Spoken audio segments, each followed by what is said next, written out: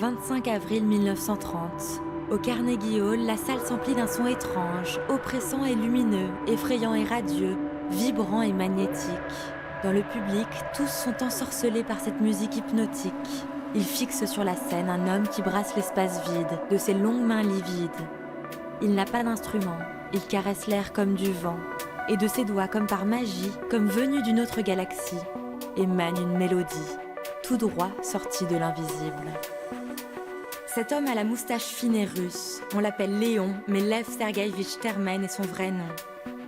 Sa vie est un roman d'aventure. Elle commence à Saint-Pétersbourg.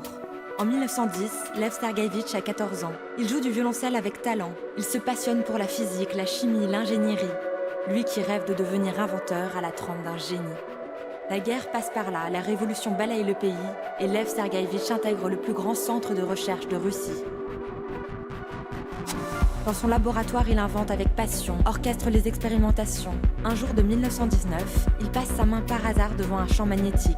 Il en sort un son hypnotique. Lev Sergueïevitch s'émerveille devant ces lamentations d'Orphée électroniques. Alors, il perfectionne son instrument, le dote d'antennes métalliques. Et soudain, il peut jouer toute la gamme, rien qu'en caressant le vide. Il vient de rendre musicales les ondes. Il vient d'entrer dans un nouveau monde. Devant les yeux écarquillés de Lénine, il présente son invention, le thérémine. Il allume l'instrument, lève les bras comme un chef d'orchestre, et sans toucher à rien, il cueille les notes dans l'espace, dessine une mélodie du futur, fantomatique. Tandis qu'il sculpte l'air, les yeux de Lénine s'éclairent. Le chef de l'État envoûté veut essayer l'invention. Dans cette machine, il voit une révolution. À l'oreille de Termen, il chuchote « Le communisme, c'est le socialisme mélangé à l'électricité ». Lénine envoie l'inventeur génial présenter l'instrument en Russie, à Moscou, Vladivostok, en Sibérie, puis en Europe, et même aux États-Unis. Partout, Termen est chargé de démontrer le pouvoir de l'électricité, mais surtout celui de la Russie et sa supériorité. Le 10 décembre 1927, il est à bord du Majestic qui le conduit en Amérique. Au rythme des flots, il ressent une émotion grisante à l'idée de fouler un continent nouveau. À New York, il américanise son nom. Il devient Léon Thérémine.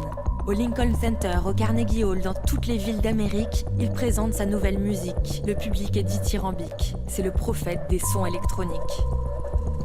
À l'instrument magique, Thérémine ajoute une interprète féerique, Clara Roquemore, une virtuose du violon. Grâce à son oreille absolue, elle sort du thérémine les notes cachées entre les demi-tons. Elle joue à la perfection Bach, Beethoven, Saint-Saëns, des airs troublants et profonds. Dans son appartement new-yorkais, Léon Thérémine continue d'inventer de nouveaux objets. Il rêve d'une version du thérémine pour les danseurs, de faire du corps entier une partition. La nuit, il emmène Clara danser dans les cabarets. Au cœur des années folles, ils s'oublient et vont valser. Le jour, Léon joue l'agent double. Pour les soviétiques comme pour les américains, il espionne. Et d'un côté comme de l'autre, il en sait trop. Un jour de 1938, deux hommes à l'accent russe entrent chez lui. Un pistolet braqué dans le dos, il l'emmène. Du jour au lendemain, Léon disparaît, sans laisser de traces. Son épouse, ses amis, Clara, tous le cherchent. Mais Léon n'est nulle part, évaporé. Sa mort est officiellement déclarée. Peu à peu, on l'oublie. Les années passent et l'inventeur devient un vieux souvenir. À Hollywood, ses ondes accompagnent désormais les films de science-fiction. Clara, elle, continue de jouer Bach, encore et encore. Elle n'a pas perdu espoir qu'un jour elle allait le revoir. La rumeur dit que le KGB l'a liquidé. De tous les dictionnaires russes, de tous les articles soviétiques, son nom a été effacé. Pendant que tous le croient mort, Lev Sergueïevitch, enfermé à l'extrême est de la Sibérie, brave le froid, la neige, l'hiver glacé. Année après année, il construit des routes, contraint et surveillé. Le goulag a creusé ses traits. On l'oblige à fabriquer des appareils d'espionnage pour le KGB. Le soir, en secret, il récupère des boîtes de conserve rouillées et construit des thérémines qu'il prend soin de cacher. Ses inventions sont si géniales que Staline lui-même décide de le sortir du goulag. Il lui offre à Moscou un bel appartement avec femme de ménage et le distingue du Grand Prix Staline des arts et des sciences. En 1947, Clara est à Moscou. Elle entend dire que l'ingénieur est vivant. Le cœur tremblant, elle part à sa recherche et le retrouve. À voix basse, les joues creusées, les yeux cernés, Léon lui raconte son histoire. Un article paraît dans le New York Times. Le héros Thérémine n'est pas mort. Quelques jours plus tard, il est renvoyé au goulag. 30 années passent dans le vent gelé.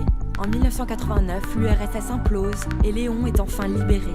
Pour la première fois après 50 longues années, il retourne aux États-Unis et il retrouve Clara, la barbe blanche, le visage ridé. Les deux vieillards se promènent dans les rues de New York. Clara se tourne vers Léon et lui dit les yeux embués « Vous êtes un rêve incarné ». Alors, ils brassent de leurs doigts l'air invisible. Ensemble, ils improvisent. Une mélodie d'un autre temps, un air du futur.